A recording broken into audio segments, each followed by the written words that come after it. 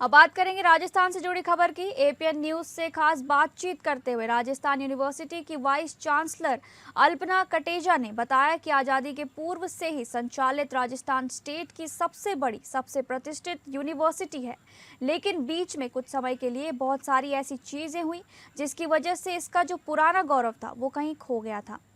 तो जिस दिन ज्वाइन किया था उन्होंने, उसी दिन ये एक प्रण उन्होंने लिया था कि इस यूनिवर्सिटी के पुराने गौरव को वो लौटाएंगी। आज जब उनका कार्यकाल लगभग 2.5 वर्ष से ज़्यादा हो चुका है, तो उन्हें खुशी है कि वो इन प्रयासों में काफ़ी हद तक सफल हो पाई हैं।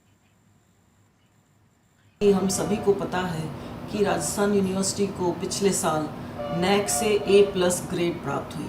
ये निश्चित ही एक बहुत बड़ी उपलब्धि है राजस्थान यूनिवर्सिटी के लिए, क्योंकि सारी जो फंडिंग है वो इस ग्रेड से जुड़ी हुई है और बहुत सारे ऐसे भी काम किए गए जिससे कि विद्यार्थियों को बहुत सुविधा बढ़ी है।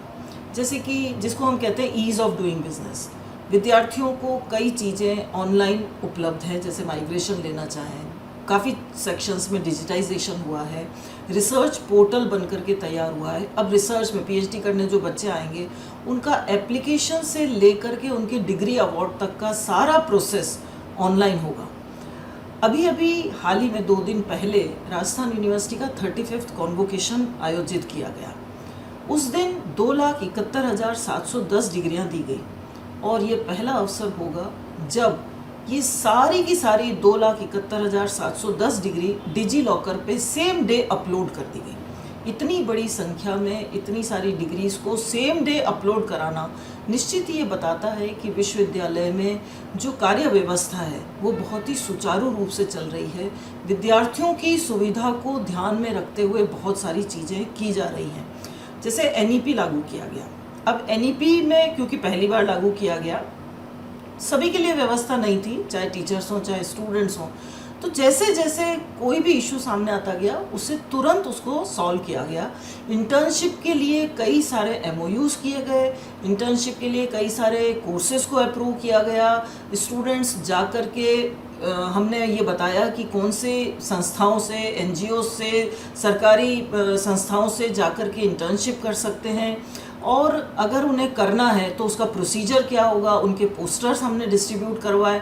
तो बहुत सारी चीज़ें बच्चों की सुविधा के लिए कराना, एकेडमिक कैलेंडर को टाइम पे रखना, बहुत यूनिवर्सिटी के स्टूडेंट्स को मुझे लगता है कि सुविधा देता है।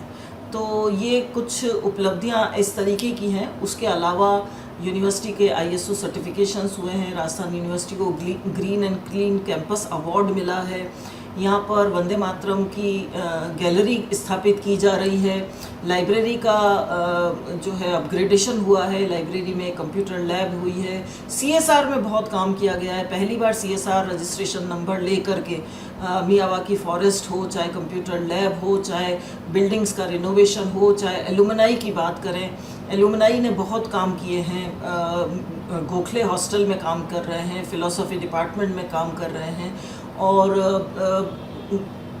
जो एलुमनाई की जो सोसाइटी है उसको प्रॉपर तरीके से इंटरेक्शन, उसको बराबर कम्युनिकेट करना,